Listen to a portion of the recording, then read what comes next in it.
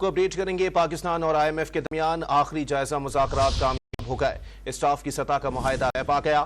IMF نے آخری جائزہ مذاکرات کی کامیابی کا اعلامیہ جاری کر دیا ہے۔ مزید جانتے ہیں ڈان نیوز کے نمائندے طاہر شیرانی سے۔ طاہر، آخری قسط کب تک ملنے کا امکان ہے؟ دیکھیں، جو اعلامیہ جاری کیا گیا اس کے مطابق اپریل کے آخر میں IMF ایگزیکٹو بورڈ کا اجلاس ہوگا۔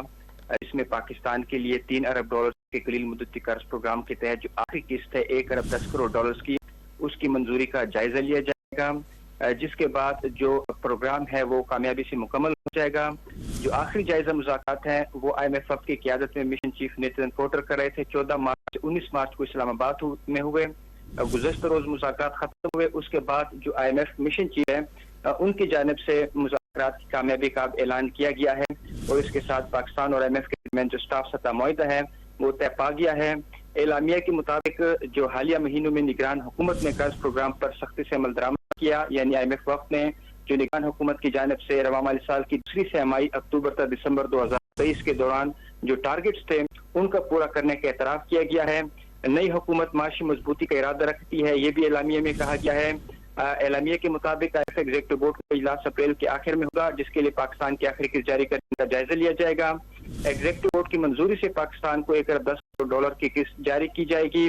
اعلامیہ کے مطابق پاکستان نے یہ ارادہ ظاہر کیا ہے کہ جو بجلی اور گیس کی ٹیرف ایڈجسٹمنٹ ہے وہ بر وقت کی جائے گی، یعنی جو بجلی اور گیس کی قیمتوں کی تبدیلی ہے وہ IMF کو یقین دہانی کرائی گئی ہے کہ بر وقت کی جائیں گی، اور امکان یہی ہے کہ مزید بجلی اور گیس کی قیمتیں بڑھیں گی اور شہریوں پر مزید اضافی جو بوجھ ہے وہ آ سکے گا۔ اس کے ساتھ ساتھ جو بیلنس ٹارگٹ ہے، پرائمری بیلنس ٹارگٹ، وہ 401 ارب روپے مقرر کرنے کی یقین دہانی کرائی گئی ہے IMF کو۔ اس کے ساتھ ساتھ جو ٹیکس کا دائرہ کار ہے وہ بڑھانے کی یقین دہانی کرائی گئی ہے، اور اس کے ساتھ جو دیگر معاشی اصلاحات ہیں وہ IMF کو یقین دہانی کرائی گئی ہے کہ وہ کیے جائیں گے۔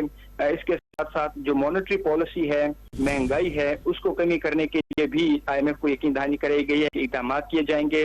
جو ایکسچینج ریٹ ہے، مارکیٹ ایکسچینج ریٹ، اس کو یقینی بنانے کے لیے اقدامات حکومت کی جانب سے یقین دہانی کرائی گئی ہے کہ کیے جائیں گے۔